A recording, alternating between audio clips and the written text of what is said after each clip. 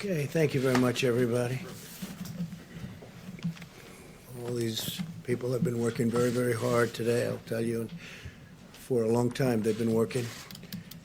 But before I begin, I want to express our nation's well wishes to Prime Minister Boris Johnson as he wages his own personal fight with the virus. All Americans are praying for him. He's a friend of mine. He's a great gentleman and a great leader. And he's, as you know, he was brought to the hospital today. But I'm hopeful and sure that he's going to be fine. He's a strong man, strong person. Today, every patriotic American heart beats in solidarity with the incredible people of New York and New Jersey. They've really become a very hot zone, but some very good things are happening. In New York, the first time where the deaths were less from the previous day. That's the first drop so far, so maybe that's a good sign. It could be. And the hospital levels are starting to perhaps decrease. It's been very short, but perhaps decrease. So we wish Governor Cuomo and all of the people in New York great, and New Jersey, your governor's doing a great job. He's doing a great job in New Jersey. They got hit very hard. I just want to say that the full power of the American government and American enterprise, it really is. This is an all-out military operation that we've waged, and especially over the last number of weeks. 50 states and territories have now been approved for major disaster declarations, which is very unusual. Thanks to the Army Corps of Engineers, New York City's Javits Center is now one of the largest hospitals in the United States. It's designated for treatment of the virus, patients, and staffed by hundreds of federal medical personnel deployed from 2 Army hospital units, and they're doing a great job. This was something that we didn't expect to do, but they needed help in New York, and we sent federal troops. Not only troops, we also sent a lot of very talented doctors, nurses, first responders. People are now running Javits. Also, as you know, the USNS Comfort, which is in New York, there's been a lot of publicity about that coming in, and all that was not supposed to be for the virus at all under any circumstances. But it looks like more and more we're going to be using it for that. So we'll see. That was supposed to be for people having other medical problems. But it's very interesting because there are virtually no cars on the road, no motorcycles on the road, no anything on the road. Things that would normally be taken care of, we don't see anymore. So we haven't seen that in a long time. It's perhaps a positive.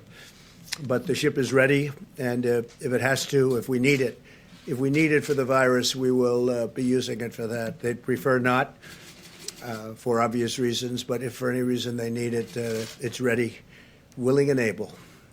We have the best doctors, the best military leaders, and the best logistics professionals anywhere in the world, and we're orchestrating a massive federal response, unlike anything our country has ever seen or done. We've never done anything like this. And more we're using our medical people because of the fact that jurisdictions, states, in particular New York, New Jersey, the Connecticut area, Long Island now has become a hot spot, part of New York. We're sending a lot of things, a lot of supplies, and now we're sending personnel where it's needed, military personnel. As of Tuesday, we'll have deployed over 3,000 military and public health professionals to New York, New Jersey, Connecticut, and other parts of our country. 3,000, and that number's going up. And we hope we're seeing a leveling off in the hottest spots of them all. So we'll see. You'll be seeing that over the next few days. Let's see what happens. But we're prepared. In the last 7 days, FEMA has airlifted critical supplies and protective equipment from every corner of Earth. They're coming from all over the planet, including from within the United States, where the equipment isn't as necessary. Since last Sunday, cargo planes have delivered almost, listen to this, 300 million gloves, almost 8 million masks, and 3 million gowns, and many more fully loaded cargo planes are right now on the way. 3 big ones landed today. And these supplies are being distributed directly to the hospitals and healthcare providers all across the nation. So that massive amount of material that we're getting in is being delivered all over the country. Tomorrow we'll deliver an additional 600,000 N95 masks to New York City to take care of the needs of the public hospital system. It was a request of Mayor Deblasio. We've been working great with Mayor Deblasio, getting him a lot of stuff. He's working very hard, I can tell you that. And we're working really very hard with New York City and with New York State. And at the request of Congressman Lee Zeldin out in Long Island, we will also be delivering another 200,000 N95 masks to Suffolk County, where they need it very badly. So we're getting that out on an emergency basis. Should be there tomorrow. We'll also be deploying millions of N95 masks to other locations that Admiral Polovchak will detail shortly. The Admiral will be up in just a couple of minutes. Over the last 24 hours, FEMA has delivered an additional 500 ventilators to New Jersey, 500. And again, the governor has been very thankful. We're working very hard with New Jersey, including building hospitals. We've also sent an additional 200 ventilators to Louisiana, definite hotspot, 300 to Michigan, working very well, I think, with the governor. Amazingly, 600 will be going or have gone to Illinois. And, I mean, there's a governor, I hear him complaining all the time. Pritzker, I hear him, he's always complaining, and yet I just said, give me a list of a couple of the things we've done in Illinois. And we're building a 2,500-bed hospital in McCormick Place. That's the big convention center in Chicago. And we're helping to staff it, and probably will end up staffing it because he's not able to do what you're supposed to be able to do as a governor. He has not performed well. And we're also sending 100 ventilators to Massachusetts. So we have 600 to Illinois, we have 100 to Massachusetts, we have 300 to Michigan, we have 200 to Louisiana, we have 500 ventilators, 500 going to New Jersey. And this is being done by FEMA, being delivered by FEMA. And it's some job. Just think of that when you think about 500 ventilators. A ventilator is a big deal. We're also establishing a federal medical station in the Washington, D.C. area to help Washington, D.C., and working very closely with the mayor and everybody in Washington, D.C. At the same time, Governor Inslee, we appreciate this, of Washington State has returned 400 ventilators, which can now be deployed elsewhere in our country. So the state of Washington's done very well. They won't be needing some of the ventilators that have been sent, about 400, that's a lot. And we appreciate that he's able to give them back. He feels confident that they are in good shape for the coming weeks until we can declare a final victory. In the days ahead, America will endure the peak of this terrible pandemic. Our warriors in this life and death battle are the incredible doctors and nurses and healthcare workers on the front line of the fight. We pledge to them our eternal gratitude and everlasting support. They make all of us very proud. Our country is very proud. We have people, they love our country. The world loves our country, most of it, probably all of it. They just don't say it. I can report today that the United States has now tested and gotten results of 1.67 million people. That's far more than any other country has been able to do. And you remember we inherited a broken system, so a lot of this has been developed. By Tuesday, 1,200 brand new rapid point-of-care testing kits has been produced by Abbott Laboratories, great company, and they'll be distributed to all of our public health labs. That's a 15-minute test, even less, as well as the Indian Health Service, the CDC, and the Strategic National Stockpile. So we're going to have 1,200, and on a weekly basis, we're making a lot more. They go very fast. They're very accurate tests. And other countries are wanting them, so at the right time, we'll be able to do that. But right now, we're getting them to all of ours. So we've done 1,670,000 tests. Think of that, 1,670,000 tests. And we have a great system now. We're working with the states in almost all instances, but we have a great system. And the other thing that we bought a tremendous amount of is the hydroxychloroquine, which which I think, as you know, it's a great malaria drug. It's worked unbelievably. It's a powerful drug on malaria. And there are signs that it works on this, some very strong signs. And in the meantime, it's been around a long time. It also works very powerfully on lupus. So there are some very strong, powerful signs, and we'll have to see, because, again, it's being tested now. This is a new thing that just happened to us, the invisible enemy, we call it. And if you have no signs of heart problems, the azithromycin, which will kill certain things that you don't want living within your body.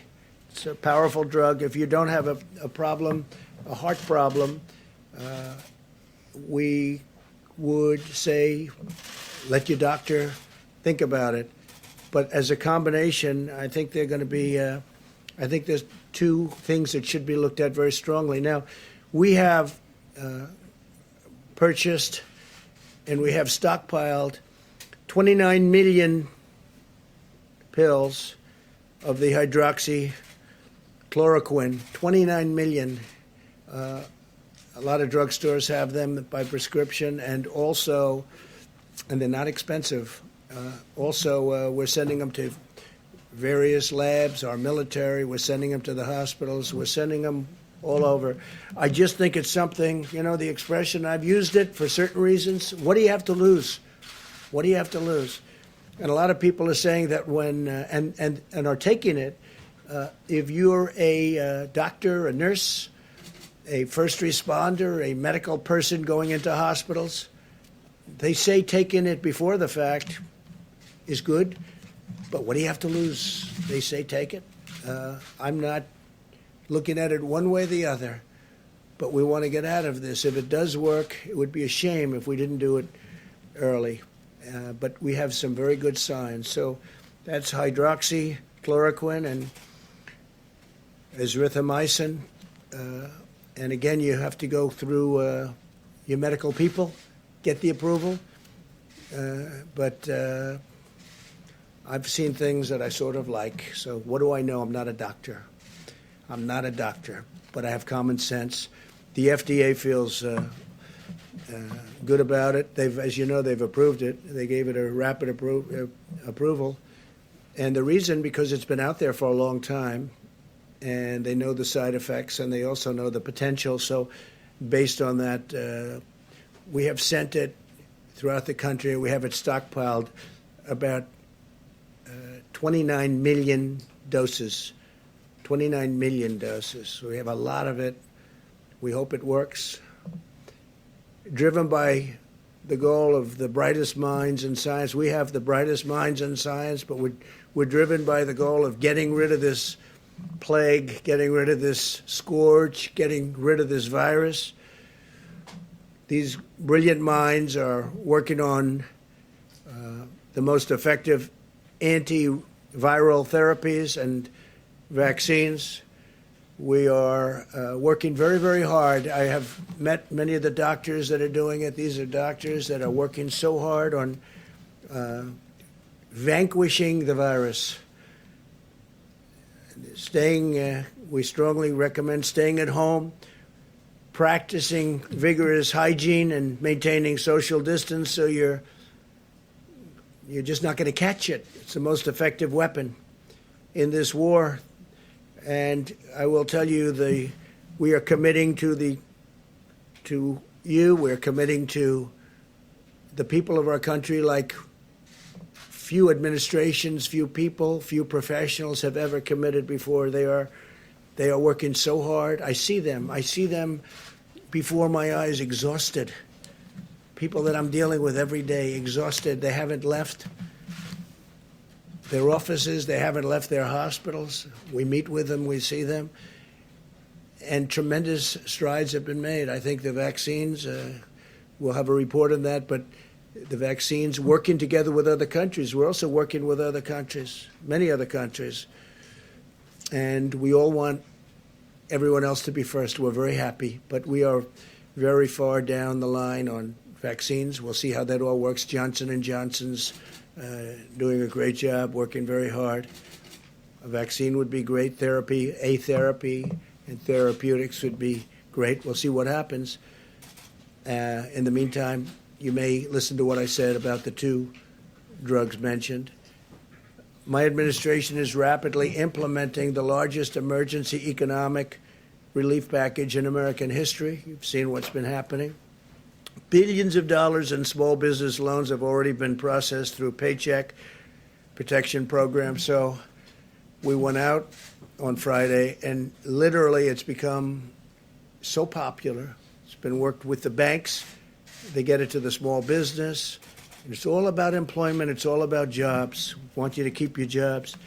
Give small business funding to keep the workers on the payroll. And we're sending direct cash payments to millions of Americans and rushing aid to the hardest hit industries. We're saving industries. We will be, you'll be seeing it.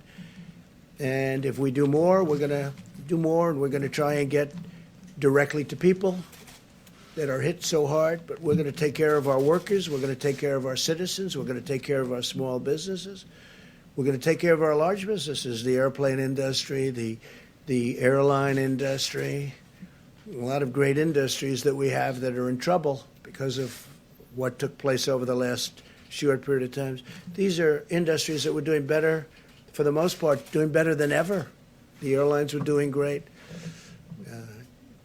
Oil was doing great, oil and gas, and the energy industry was doing phenomenally well and got hit like nobody's ever been hit before. Just about like no industry's ever been hit before. There's never been anything like this. But we see light at the end of the tunnel. Things are happening. Things are happening. We're starting to see light at the end of the tunnel.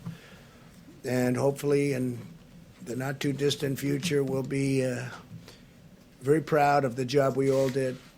Can never be happy when so many people are dying, but we're going to be very proud of the job we did to keep the death down to an absolute minimum, the least it could have happened with this terrible, terrible virus. In closing, I also want to note today is Palm Sunday and the beginning of Holy Week for Christians in America and all around the world. While we may be apart from one another, as you can see from our great churches, our great pastors and ministers are out there working very hard, but we may be apart. We can use this time to turn to reflection and prayer and our own personal relationship with God. I would ask that all Americans pray for the heroic doctors and nurses, for the truck drivers and grocery store workers, and for everyone fighting this battle. I had mentioned yesterday where I see the nurses rushing into hospitals, and they're putting on their outfits and they're putting on their masks and goggles in some cases. They're rushing into war. They're rushing into war. And I see people from apartment houses screaming and shouting and singing their praises. It's an incredible thing. They're warriors. These doctors and nurses, they're running into buildings and they're literally putting it on as the doors are opening. They're putting all their stuff in, running inside. And they're running inside to tremendous danger. Tremendous danger. But most of all, I'd like to ask for your prayers for the families who have lost loved ones. Ask God to comfort them in their hour of grief. It's a great hour of grief for our nation, for the world. This morning, I was talking 151. For 4 days, I said 151. 151 countries this morning. It's 182 countries. It jumped up a lot. So as of this morning, it's 182 countries are under attack from this monster. With the faith of our families and the spirit of our people and the grace of our God, we will endure, we will overcome, we will prevail. We have learned so much. We will be stronger than ever. And I just want to thank everybody. I want to thank the incredible professionals on the task force also. We had a big meeting today. We were calls all day long to so many different people. And I think our package to get everyone working when we're ready is really turning out to be successful. We may have to make it larger because it's been really successful. But all of that comes back to this country. We want to get them back. We want to get our people back to work. Everybody wants to be back. We want to open up our country as soon as possible. So with that, I'm going to ask Dr. Birx to say a few words, and she's got some charts to show you. And thank you very much. Thank you. Thank you, Mr. President. As you can see from the hopeful signs in Italy and Spain, where we see finally new cases and deaths declining, it's giving us hope of what our future could be. We wanted to give you an update on where all of the states were. We're looking at this as states normalized per 100,000 citizens. It looks very similar to last week. We wanted to update you. We've been covering throughout the week the states that were moving on this map.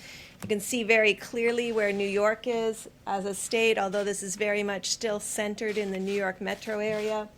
New Jersey is the orange line. The green line is Louisiana. That's followed by Massachusetts, and then Connecticut and Michigan are together in those lines towards the bottom. And then, of course, Washington, D.C. is now visible on this map, which was not visible before. And the yellow line towards the bottom is Washington State. Next slide, please. So this just summarizes all of the states we're tracking very closely at the county level. So we're tracing and tracking not only the epidemic at the state level, but understanding what's happening in county by county with new cases and, of course, also the deaths. We're also triangulating that with all of the laboratory data. And just to tell you how we're kind of doing that, for New York, which you can see at the top, their serology is now about 36% positive. They were in the 40s. So day over day, their percent positive is finally starting to decline. New Jersey's is increasing, however. They're now up to 42% of the specimens that come to the laboratory are positive. Louisiana, 25%, Massachusetts, 20%, Connecticut and Michigan, 20%, District of Columbia, 15%, Washington, 8%, and then Illinois, Colorado are at about 16%. Pennsylvania, which is also new to the graphic, is at about 12%. Next slide, please. So if we could go back one, I'm sorry, we go back one slide, one more. All of the states here, those are 38 of the states. 38 of our states have less than 50 cases per 100,000. They are testing. Their laboratory results are consistent with that. Their seropositivity rate for their laboratories are less than 5%. So this is how we're tracking and triangulating both case reporting, mortality or fatalities, and also triangulating that with the laboratory. The New York metro area, New Jersey, Louisiana, and a series, and Washington State have all tested at a rate greater than Italy and Spain. I know many of you are tracking that. Remember, many of us, we pushed out a lot of those assays at the beginning over the last 2 to 3 weeks, and I want to just thank Admiral Giroir and HHS, who's been working very closely to make sure that the states that were having an outbreak had access to all of their assays. Next slide, please. And then next one. So just to give you an idea of how we're looking at this, we look at cases every day. I want to just thank my data team. They spend all evening compiling data. I get it about 2 o'clock in the morning. And it looks at all of these metro areas by their granular counties, so we can see the counties that have new cases. That also helps us identify the hospitals and understand what hospitals will need ventilators or PPE. So this is the Detroit area. It's Oakland and Detroit, Wayne County. Next slide. We also track mortality. It gives us insight into how many clients are in the ICU and need care. We want to make sure that we're meeting the needs both on cases and really appreciating the frontline healthcare workers that are really saving many people's lives. Next slide. This just gives you an idea from New Orleans. We are now also tracking St. John the Baptist Parish also, but this was New Orleans and Jefferson County, and really tracking those on a case-by-case basis to look for changes over time. And next slide is their mortality. And you can see it's starting to stabilize. So this is how we've been tracking and tracing the epidemic as it moves through states and counties and communities. But as we started, we just wanted to note again, we do see hopeful signs in Spain and Italy. They have completed nearly 4 weeks of mitigation with people really doing social distancing, staying at home, ensuring they were washing their hands. If they have to go out to the grocery store, they're extraordinarily careful. They send one person from the family. And so we can really see that beginning to work. And we're very hopeful that over the next week, although we'll see rising number of cases of people who lose their lives to this illness, we're also hopeful to see a stabilization of cases across these large metro areas where the outbreak began several weeks ago. So thank you for your attention. Thank you very much. Admiral, please.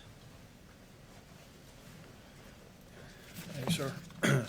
What I thought I would do is update on the air bridge first, and then follow up on Dr. Bricks and how we're geographically aligning the supply chain. So the air bridge, we had 3 additional flights come in today, bringing 1 million gowns, 2.8 million N95 masks, 2.8 million surgical masks, 11.8 million gloves, 18.6 thousand gowns on 3 flights. And that material will be pushed out across the nation, delivered to hospitals, nursing homes across the country. Dr. Bricks went through the geography, and so over the last few days, I've been aligning the supply chain to those areas, and then reaching down into those areas and extracting data from those areas on PPE burn rates. So, for example, I spent the weekend talking to the Chief Operating Officer of Detroit, Hakeem Berry, for example, then talked to the leadership at Detroit Medical Center, Audrey Gregory, talked to the health officer in Oakland County, Michigan, and then also with the Chicago health officer, Dr. Allison Arway. So reaching down to a level to understand their needs. So we're geographically aligning the supply chain, right? So you can see Dr. Bricks went through these counties, and we're getting down to the county level. And then aligning it by priorities of point of care. Public hospitals first, VA hospitals, private hospitals, nursing homes, first responders, acute care. So over the coming days, we will be making a push to the geographic areas that Dr. Bricks mentioned, increasing the volume through the supply chain to those areas to give them weeks, not just days worth of supply. Primarily using our industry partners that we are directing, Cardinal, McKesson, Medline, Owen Minor, Henry Schein, Concordance Healthcare, directing them to put product to the hospital door, the nursing home door, the first responders, directly to them. We're also working to push out millions of doses of hydroxychloroquine. Right, we are working the distribution there to push the same thing to the same impacted areas, working it to get in the hospitals and to every pharmacy. And so my team is back there right now, working the arrangements to make that to the hospital front door and primarily to the local pharmacies, so doctor can write those prescriptions and you can get it prior to having to go to a hospital. Good, great job. Thanks very much, Admiral. Mike, please. I knew you didn't say it. Thank you, Mr. President, Mr. Vice President. My last appearance here, I mentioned that the President had given the Department of Veterans Affairs very specific instructions to be as aggressive as possible in response to the virus crisis, and not only to protect veterans, but also to help the American people. As many of you know, we have three primary missions at VA. One is to support veterans' health, the other is to provide veterans with benefits, and the third is memorial services. But we have a fourth mission, and that is to support the nation in times of national emergency, both in war and in peace. We provide a bridge from the federal government to the states and localities during these emergencies. As a result of that, I have ordered our veterans' hospitals to begin preparing more than 1,500 beds to make them available both at the ICU and the acute care level to the states and localities across the country. As a result of that, we have opened up approximately 100 beds in the metropolitan New York area, in Brooklyn, and in Manhattan, and East Orange, New Jersey. We will be informing the governor of Louisiana, John Bel Edwards, tomorrow that we will give him access to our VA Medical Center in Shreveport, Louisiana, to come to the aid of the people of the Pelican State. I've also given instructions to initiate the fourth mission in Michigan. We will be providing the people of Michigan access to hospital beds in both Ann Arbor and in Detroit. We've also provided a pharmaceutical trailer to be used by the governor of Michigan at Cobo Hall to support the citizens of Michigan who will be coming into that facility for medical care. We have also informed the Commonwealth of Massachusetts that we will be helping them in their efforts to protect their most vulnerable citizens in 2 of their nursing homes. So, in accord with the President's instructions, the 400,000 men and women of the Department of Veterans Affairs are in this fight. We are in the fight not only for the 9.5 million veterans who are part of our service, but we are in the fight for the people of the United States. Thank you. Thanks. Thank you. Thank you, Mr. President. And you all have just heard from several members of the President's White House Coronavirus Task Force, and we are truly blessed to have the kind of leadership that we have, whether it be Admiral Polovchek, who is organizing the distribution of tens of millions of supplies, whether it be Dr. Birx and Dr. Fauci, or analyzing the data literally hour by hour, or whether it be that whole of government approach that you stood up, Mr. President, calling on every agency of government, including the VA, HHS, and every agency. I hope the American people know, at this President's direction, we are sparing no expense. We are doing whatever it takes. We're marshaling the full resources of the federal government to respond to the challenges facing communities impacted today by the coronavirus, and making sure every community in America has the support. We've also, as the President said so many times, we've forged a seamless partnership with states around the country.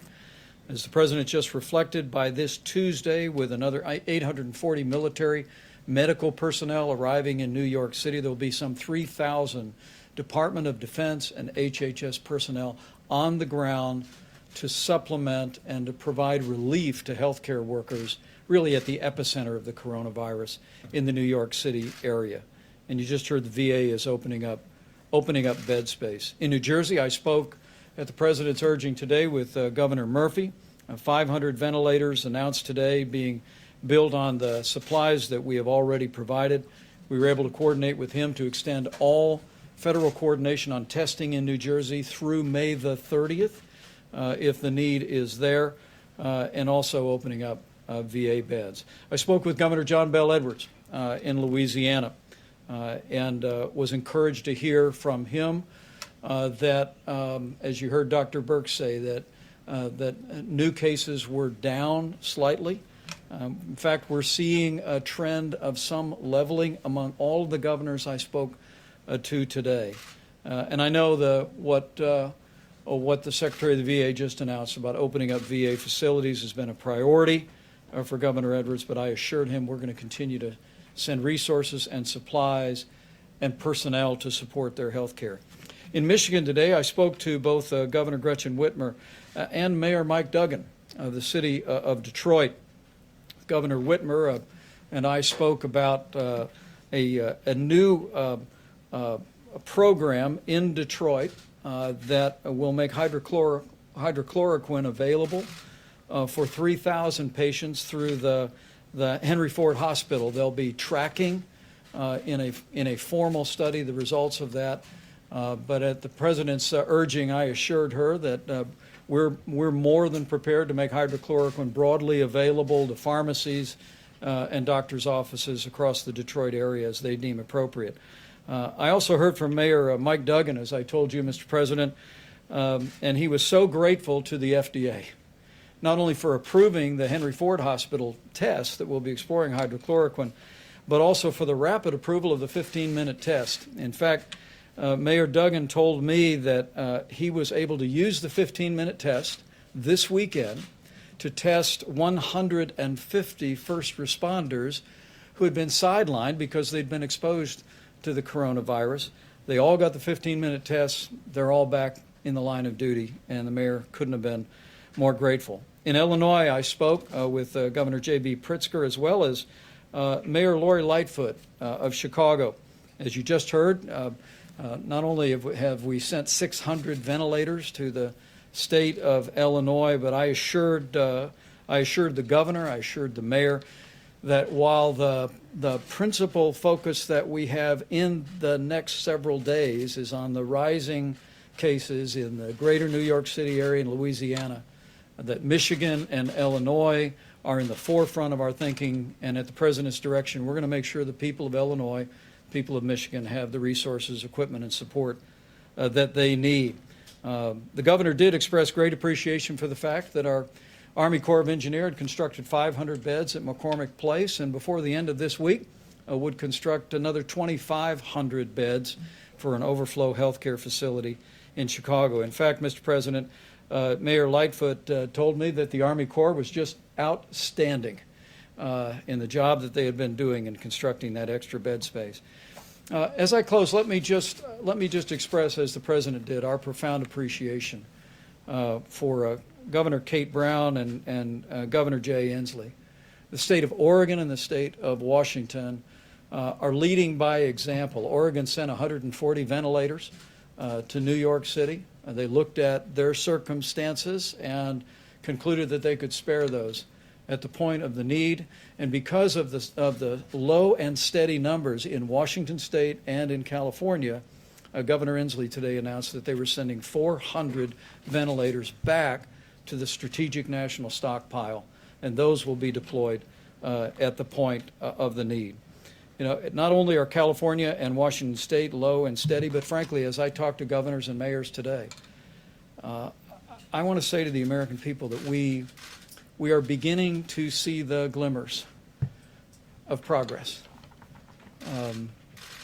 The experts will tell me not to jump to any conclusions, and I'm not, but like your president, I'm an optimistic person and I'm hopeful.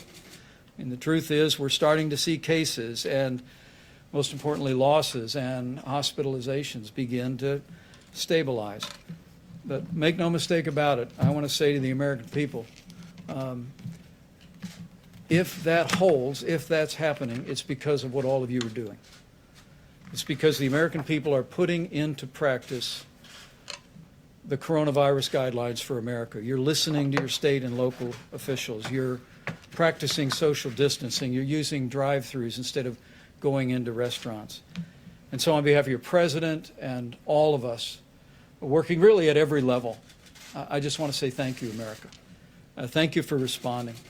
Thank you for putting other people's lives in the forefront of your thinking, putting it again over and above your own inconvenience and difficulty. Because of your efforts, there is, as the President just said, light at the end of the tunnel.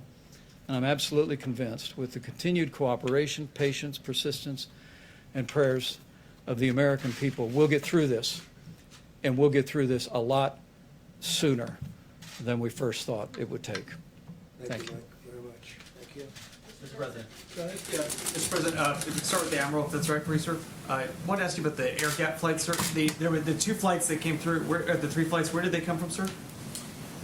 They came from Asia. Asia, okay. And then you were mentioning all these supplies being dropped off, the masks, the gowns, the hydrochloroquine. How are you guys making sure that there's not a run on these products? You know, you drop them off at Hospital A, and then people just don't rush and go grab every mask, gown. And then a question for you, sir, after that. And so it's going to the loading dock, and there's an invoice. And so those people that are responsible for that loading dock and that invoice, they're going to make sure that there's not going to be a You're run not on the worried about bank. a run on any of these. Okay. Thank you, sir. I appreciate that. Mr. President, first, did you have a We chance? do get orders for a lot more than sometimes we think an area needs. Generally speaking, we like to either negotiate that down or give it to them as they want. So we've had a lot of orders that we think are high, but we generally like, if we have, for instance, with the medicines and with other things, we like to give it to them. Every day we're building it up very rapidly and deploying it. But we do get orders from some of these states where we don't think they need it. We try and get it for them what they want anyway. Okay, go ahead. And then, you mentioned the Prime Minister off the top. Have you had a chance to Yes. speak to him today, sir? I didn't speak to him, no. I did get a call from the ambassador. And, hey, it's a big move going to the hospital. That's a big thing. He's a great gentleman, so I just hope he's okay. And then also, you mentioned the nurses, the doctors, the people that you Yes. see celebrating. The people that are gearing up and getting ready, the people that are applauding and celebrating him. Has there been any talk on any level whatsoever of some sort of either compensation fund or protection for nurses, doctors? Because there's been a lot of fear. There's been some people that said, I can't risk my family's livelihood. I can't go back to the ER. Has there been any Well, discussion? we're talking about it, and we're talking about doing something for them, but we're really looking at the conclusion. We don't want to focus on that now. They're incredible. They're not saying we're not doing it. They go in with good equipment, with great equipment, and with stuff that's not so good. And sometimes they catch it wearing the best stuff you can buy, brand new, the best stuff. This is a very tough enemy. But these are amazing people. No, we are talking about something, but we're really thinking about, let's get it finished first before we do that, please. The Surgeon General this morning was talking about the coming week being among the hardest and saddest weeks of our lives. He was talking about this week. being our Pearl Harbor, our 9/11 moment. You all are talking about glimmers of hope and stabilization.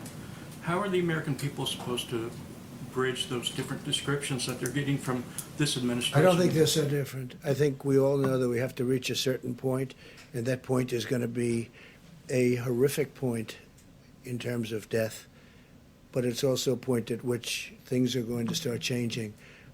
We're getting very close to that level right now, and the next week and a half, 2 weeks are going to be, I think they're going to be very difficult. At the same time, we understand what they represent and what that time represents, and hopefully we can get this over with, because this is a very horrible thing for the world. And look, we're one country out of 182 now that have 182 countries.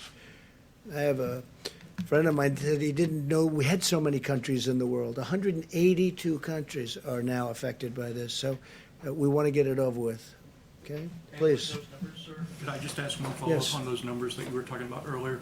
How does that change the projections that you were making earlier this week of 100 to 1,000 Well, to 240? we hope we can stay under those numbers. Those are numbers of death, and we hope we can stay under those numbers. That would be terrific, and as far under those numbers as possible.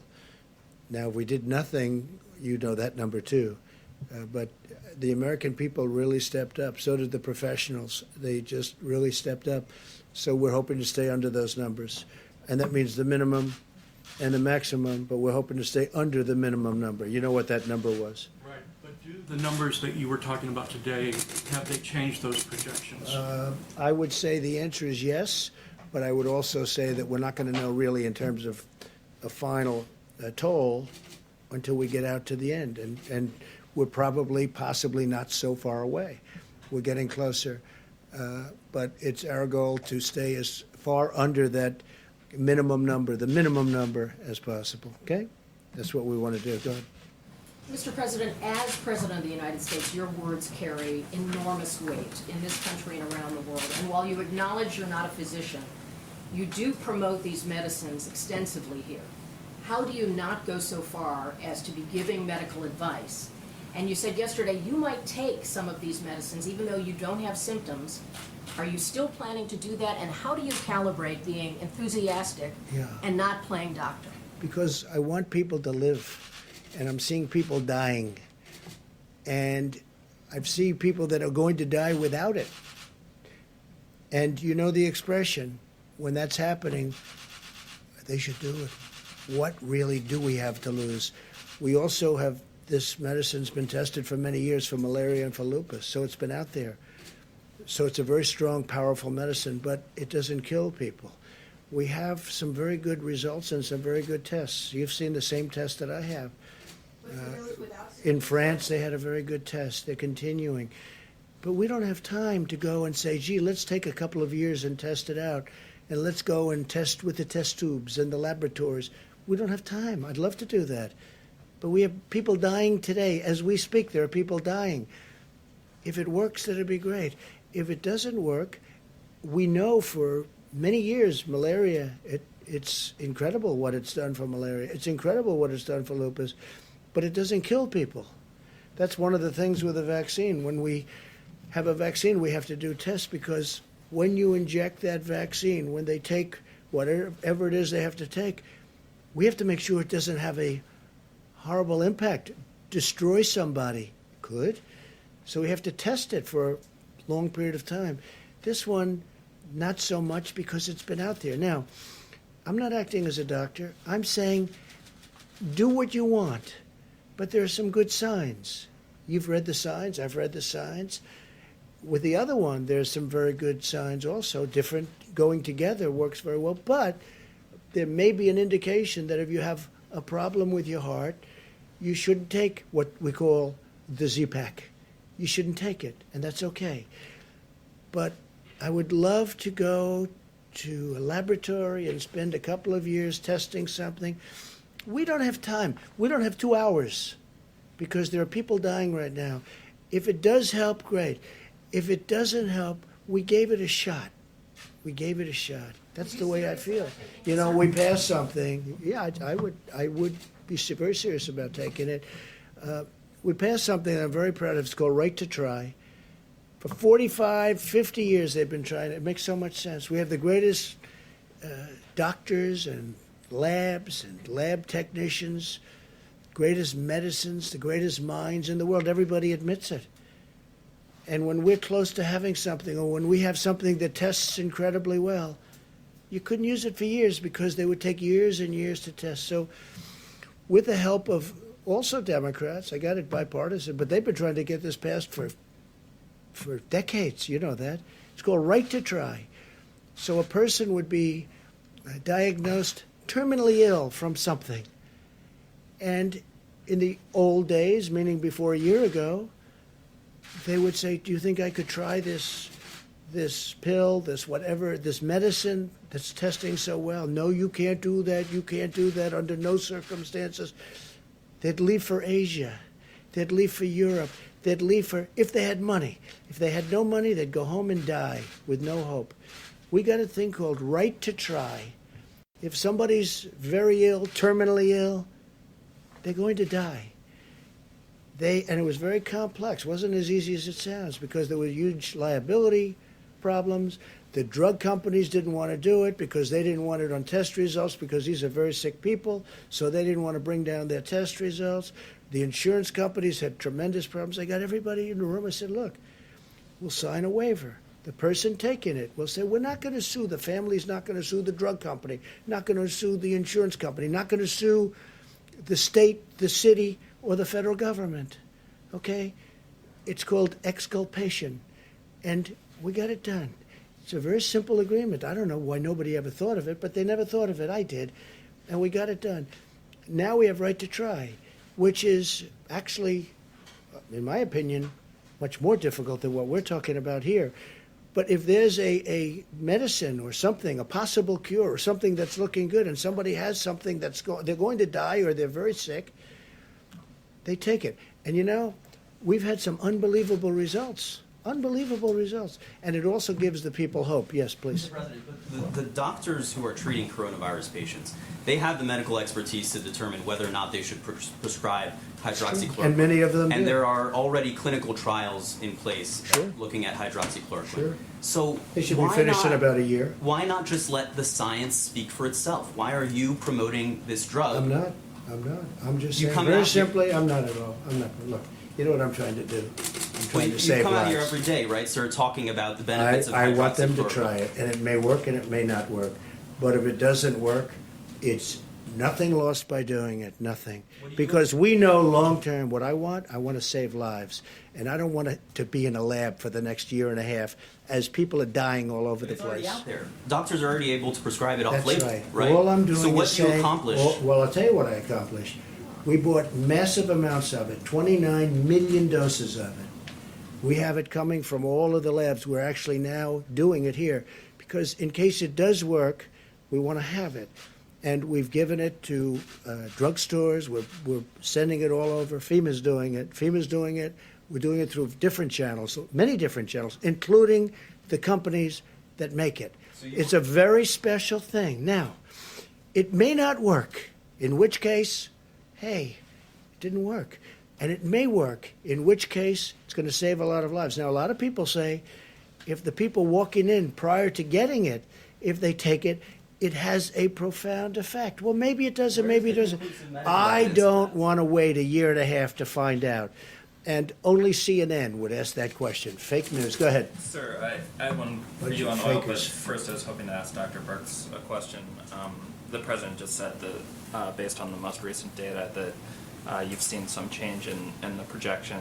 I'm wondering if you could, you obviously have a week's more worth of data since the sort of 100,000 to 240,000 potential death figures that you gave us last week. So I'm wondering, with all the caveats that this is sort of based on continuing social distancing and that we might see, if one city pops, things could change dramatically. What are the sort of range that you're now looking at in terms of total death impact? I think the most important thing right now is when we were talking about why we are hopeful. Well, hopeful because last time I was here, I wasn't able to really tell you that Italy and Spain were coming across their apex and coming down the other side. And I think, to me, that's extraordinarily hopeful. They just completed 4 weeks of really strong mitigation. And I think that's our word to the American people, is we can look like that. 2 other countries look like that now. 2 other countries with a very similar experience to our experience, with higher case numbers and higher mortality. So that's what the promise is. The promise is, if we do this, we could potentially be better. Now, Dr. Fauci and I today got another update from another independent modeler, and the numbers came in close to that 100,000 number again. But we believe, Dr. Fauci and I, that if every American follows the guidelines, 6 feet, washing hands, not social gathering, that will have an even greater impact. And the other side of the equation certainly is our remarkable healthcare providers, our respiratory therapists, our laboratory technicians, our nurses and doctors. They're saving lives every day. And so that changes the number too. I also think that Dr. Fauci and Dr. Birx are very impressed with the American people. And I'm not going to put words in anybody's mouth. I would never do that. But I am, and I will say that they are doing maybe a better job than we all thought even possible. When you look at streets in New York where there's nobody on the street, no cars, no nothing, I see it. I've seen those streets for a long time, and they're packed all the time. And now you see there's nobody. You look at other places, you look at what's going on in California, where they're doing a fantastic job. They really are. The governor's doing great. I'm proud of them. Proud of a lot of people. Proud of a lot of people on the other side, a lot of people. I'm really delighted to work with people that, frankly, on other issues, I didn't get along so well with. We disagree on this or that. We don't have to go into that now. But we're getting along with a lot of people. And they're happy with us, we're happy with them. But I really believe that the American people are doing a better job than anybody would have thought even possible. And that's one of the reasons we can even be talking about the kind of number that we hopefully will be talking about, which is at the minimum level instead of the maximum or beyond. It's not even the maximum. It's much beyond the maximum level, which would be horrific. Yeah, please. Go ahead. Mr. President, Please. Secretary Esper mentioned the Department of Defense might be moving in the direction of using face coverings by former Vice President Biden, and mentioned that he was going to be using a mask whenever he goes out now. Are we getting to a point where we might see members of the coronavirus task force also wear face coverings? Well, it was voluntary as I saw it yesterday. And certainly if they'd want to, I would encourage it. I would have absolutely no problem with that if they wanted. We had a long meeting today. There's good separation. But the task force meets, and I would certainly have absolutely no problem if they wanted to. I think, frankly, it's something, at least for a period of time, where it might be advisable. And, you know, it's advisory, and we'll see what happens. Yes, please. Thank you, Mr. President. On Project Airbridge, we've seen reports that Chinese shipments of testing kits and PPE have turned out to be faulty to some capacity. We obviously don't have oversight. Not here. No, not here. No, but to Spain in particular. Well, you've seen in Spain, and you've seen it different. They're not sending faulty things to us. So we're not concerned that any of the No, PPE we test we're it, we importing look is at it, effective. we check it out. Please. So, one of the things we're doing to prevent that is using those 6 companies that are the ones in the major supply chain. We are actually going to facilities, looking at product, inspecting it, and clearing it before it comes here. So we've heard those things. That's why we're doing that. Okay, thank you. A follow-up for the doctors, if And we're possible. also sending it to from other locations. Right. And when it comes to the ventilators, which are very complex, we have now under construction, literally thousands of ventilators. But so far, I think our projections on ventilators have been right. They've been correct. Did you have something for who? Well, for yourself and for Dr. Birx and Dr. Fauci, if they want to take a crack at it. Some of the models that you guys are using, the IHME model in particular, has been very accurate when it comes to projecting deaths over the last couple of days. But there's a couple of other metrics that they seem to be pretty far off on, specifically hospital beds.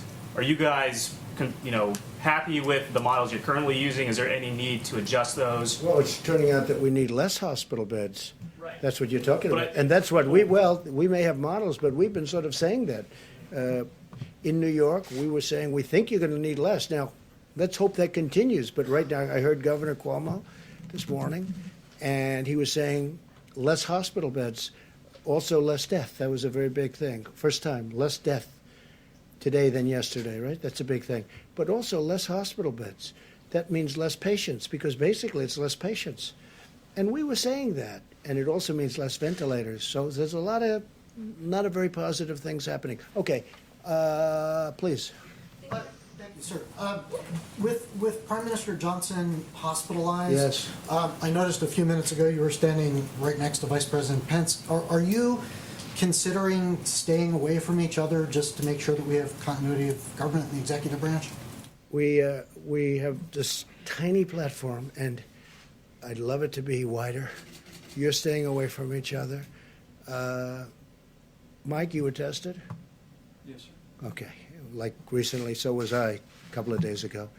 You keep interacting with We are, groups of we people. are, here we are on this platform. And, but I get next to him, I don't breathe. I'm only kidding. We are sometimes forced into positions that I'd rather be away, but it's you're all looking for questions. Mike's a very big part of this. I am. It's very difficult maintaining like this distance on this little area.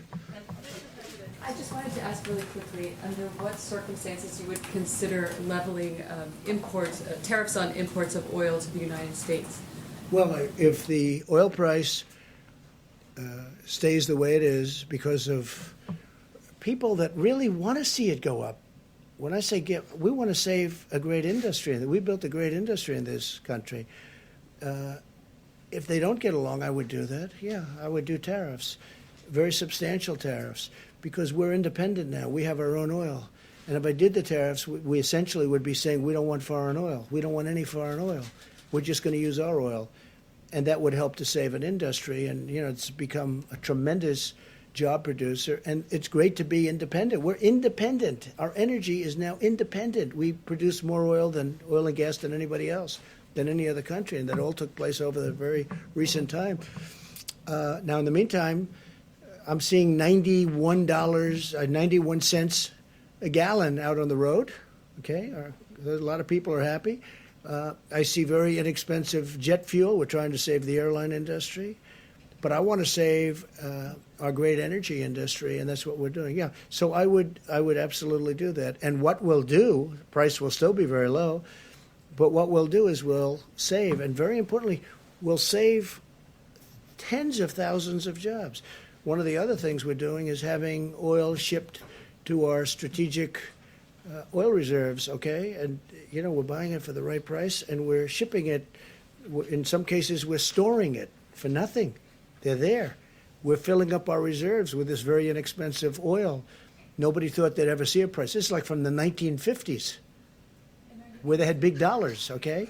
So, no, I would use tariffs if I had to. I don't think I'm going to have to, because Russia doesn't benefit by having this, and Saudi Arabia doesn't benefit by having. They, you know, oil and gas are their major sources of income. So it's obviously very bad for them. But we have an industry that's a very important industry, and it's really formed beautifully. It was the virus that killed it, because what happened is it's down 40% from the day this happened, 40%. Otherwise, it would be doing phenomenally well. So that's it, yeah. Mr. President, can we get an idea of timeline for those people that are waiting for the stimulus checks? How many more days they may have to wait?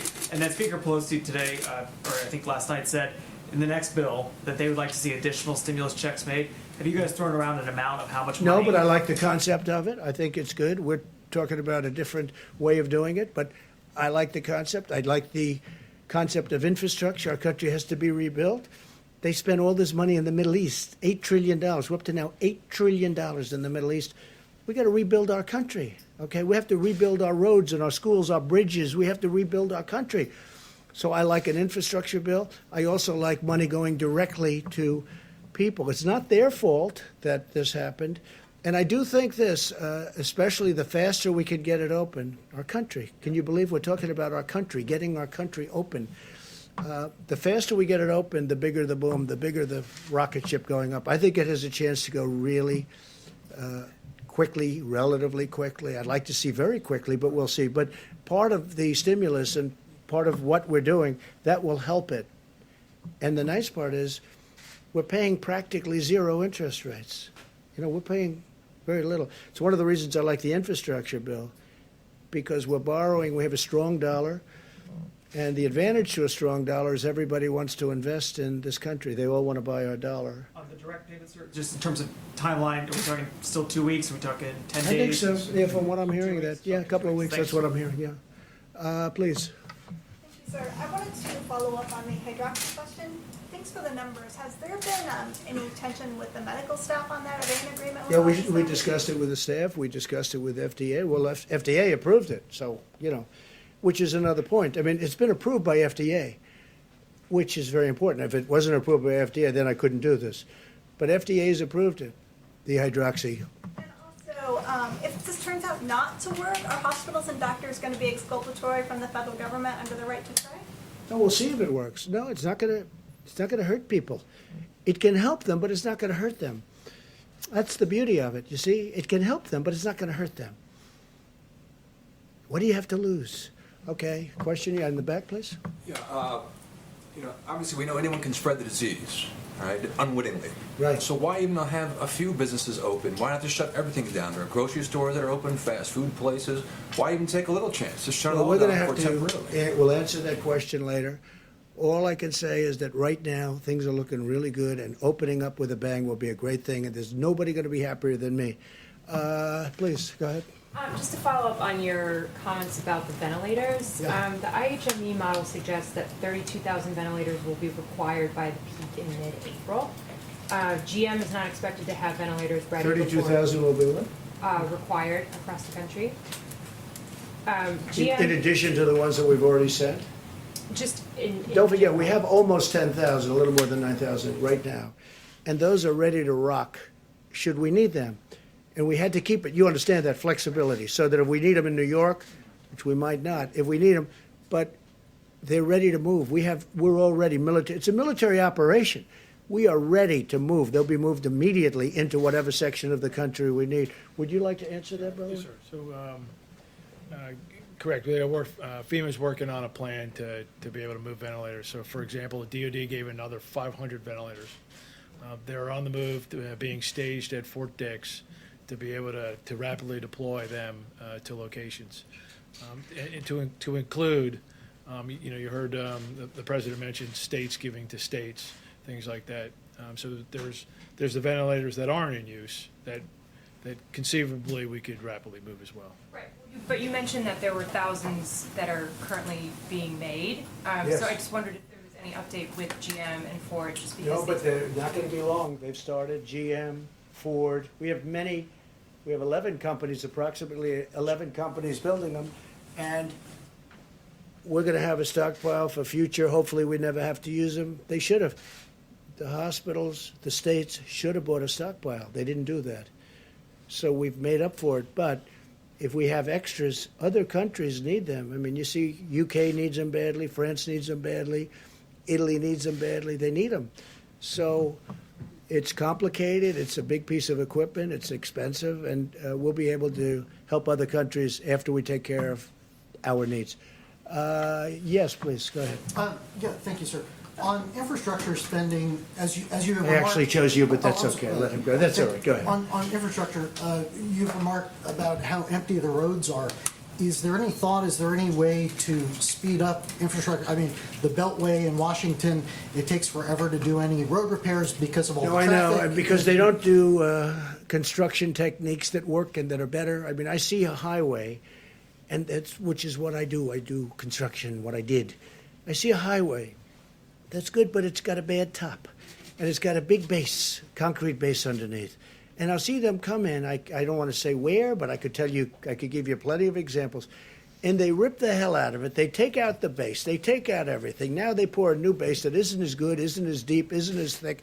The concrete base was fantastic. The footing, it takes forever. Wait a minute. It takes forever. And instead of scraping out the asphalt or whatever may be the top, scraping it off and putting the new asphalt down, putting the new median in, they could have done it. And then they open the highway and it starts to crack.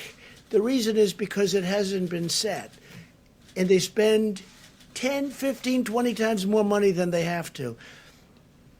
I never believe when I watch these people doing highways and doing roadways and doing work, how they take the most expensive solution and the bottom line, the job itself is far worse. What I'm getting at is taking advantage of the fact that so many people are staying at home, not on the roads. Is there a way to do it more cheaply? But hopefully they're not going to be staying at home for long. Hopefully this will be out, and we're not going to have that kind of time. If we have that kind of time, we made a big mistake. Please, go ahead. How many rapid tests has the federal government already deployed across the country, and which regions have received those tests? Who has that information? You go ahead, Mike. The 15-minute test has really been a breakthrough. I reflected on the progress that they've made in Detroit to put first responders back on duty with the Abbott Laboratories test. Abbott Laboratories started last Tuesday producing about 50,000 tests a day.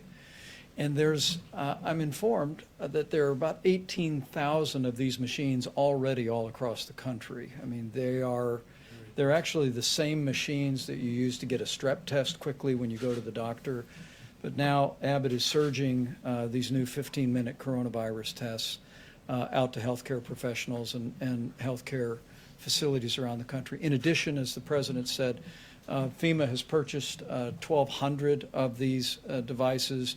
We're distributing them to all 50 states and the Indian healthcare system. And then we'll be distributing the tests. Dr. Burks, is there anything to add further on that? Okay, further. They've already received these tests? Let me ask Admiral Polovchek about the 1,200 devices. I didn't hear the question. Have they received the 1,200, or what's the timetable? I believe they're on the shelf at Abbott, a good majority of them. Tuesday they go out.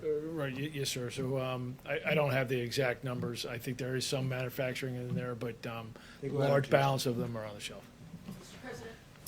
Some have gone out, by the way, but the big bulk of them go out on Tuesday. Yeah, please. In some of these previous briefings, you referred to the federal government as the backup. Today, there's definitely a different approach here, I think, with No. the distribution. You know, the sense of it in listening to your presentation today is that you are embracing taking a leader role for distribution. Is there a change? No, there's not a change, but we're supposed to be the backup. But like in Illinois, the governor couldn't do his job. So we had to help him. We're sending 600 ventilators. We're building a hospital in McCormick Place. So we have some people that we're not able to do. We have other people that needed a little help. In New York, we had to give a lot of help, but we've worked very well with Governor Cuomo and with Mayor Deblasio.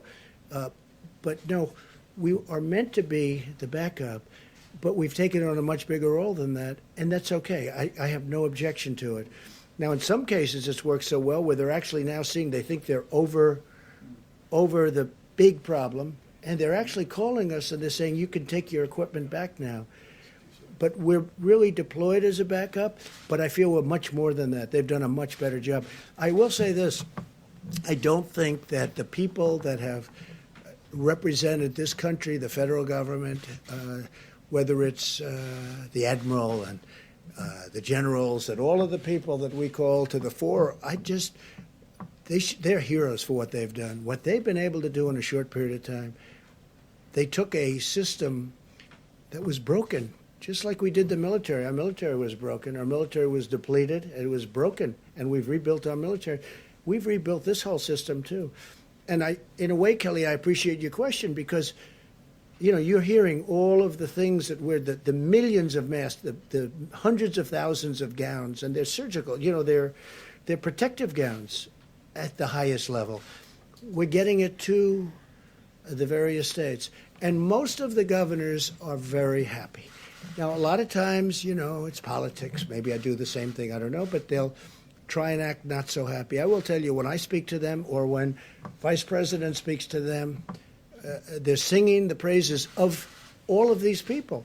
So I always take umbrage when somebody says something about what we've done. Now, to do this should have taken, to do what we've been able to do and to build it to a level, should have taken a year, should have taken 2 years. They did it in a matter of weeks, and we're helping states. No, it's them.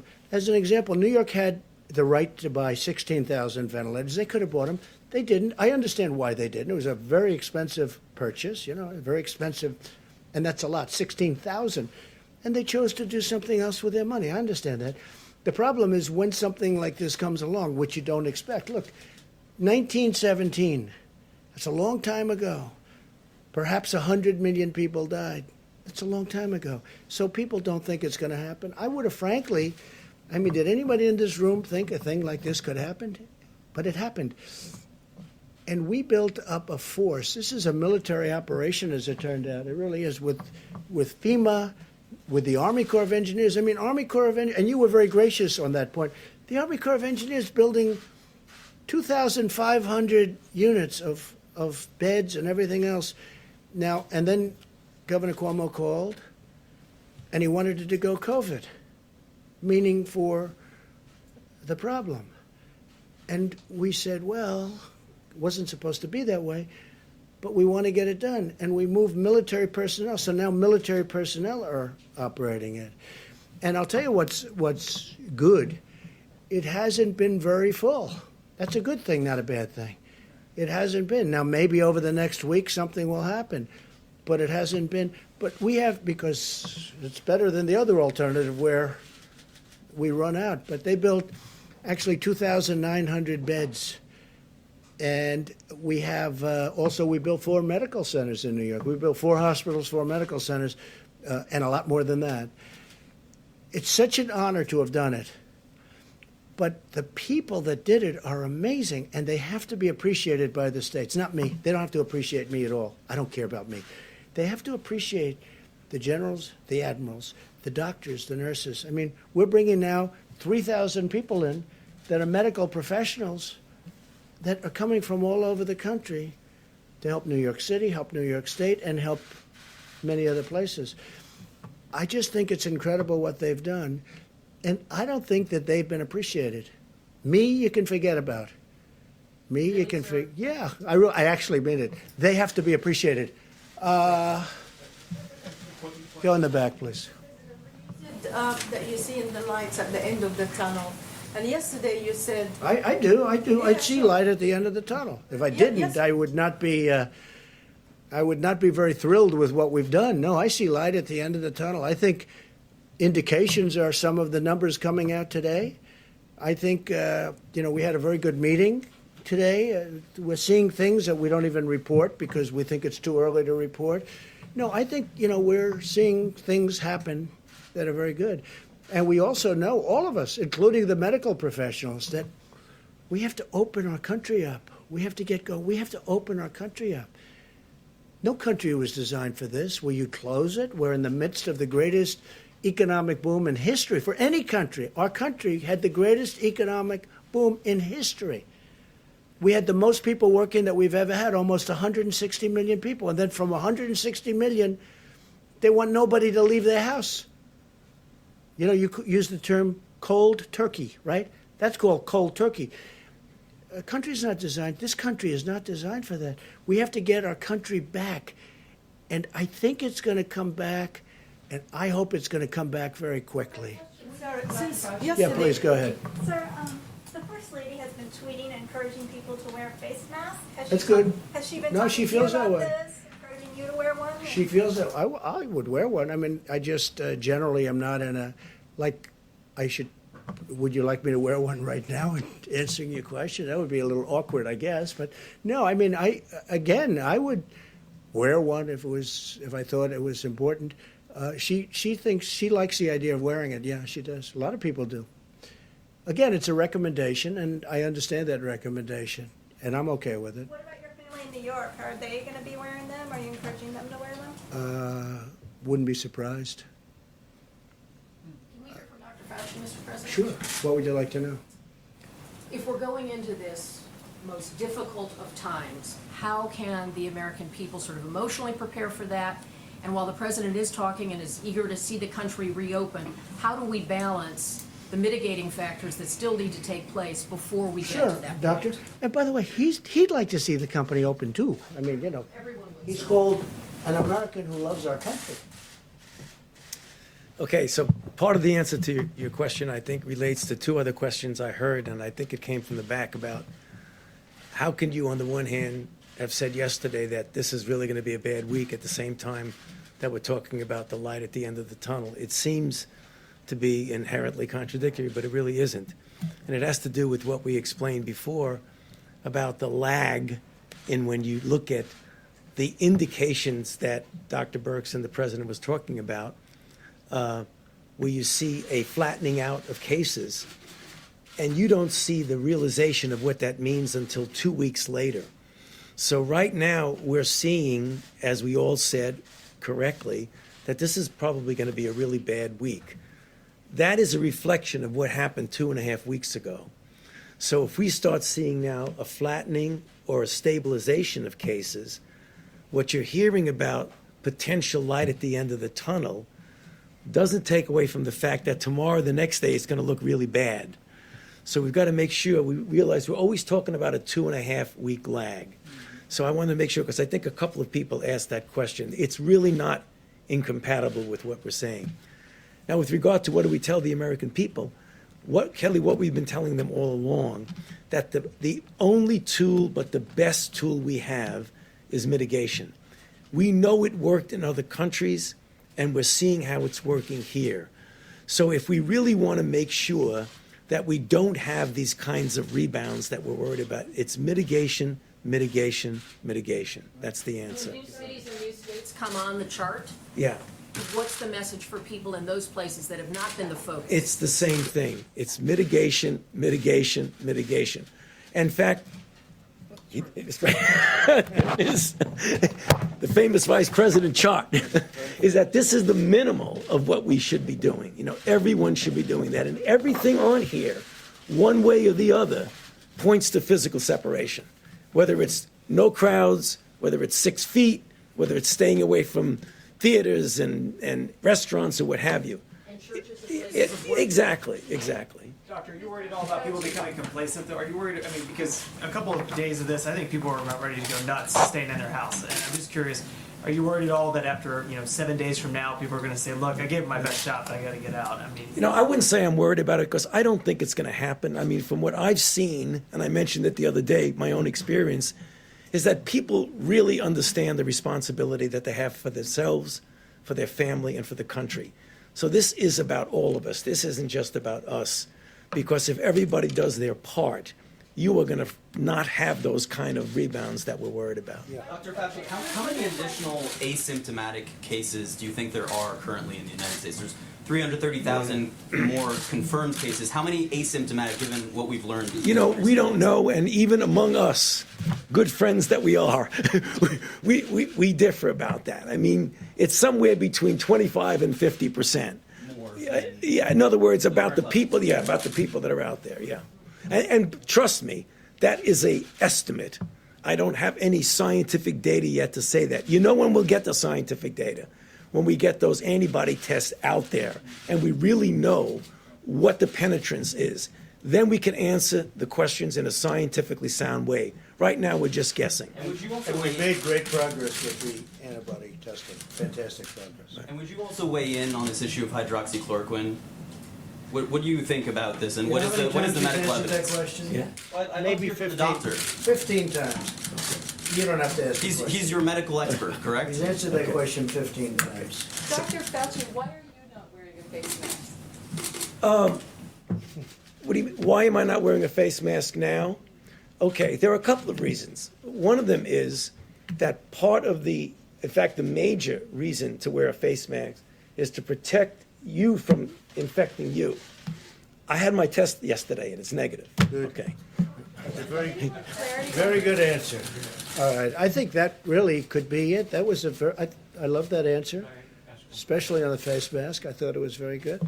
Go ahead. Sir, on the equipment issue, records show that federal agencies did not begin. Oh, stop it. Who are did you not with? begin By the way, who are you the with? Associated Who are you Press, with? sir. The Associated Press. Agencies did begin bulk That's purchases of another beautiful respirators and Are you ready? 95 masks Are you until ready? mid-March. Let me just answer your question because I know exactly. Same question you ask all the time. Ready? They have done an This is the first unbelievable time I've job asked in this, sir. delivering for the Associated Press, which is, not so great. Not like it used to be. The people that you're looking at, FEMA, the military, what they've done is a miracle. What they've done is a miracle in getting all of this stuff. What they've done for states is incredible. And you should be thanking them for what they've done, not always asking wise guy questions. Thank you very much, everybody. Thank you.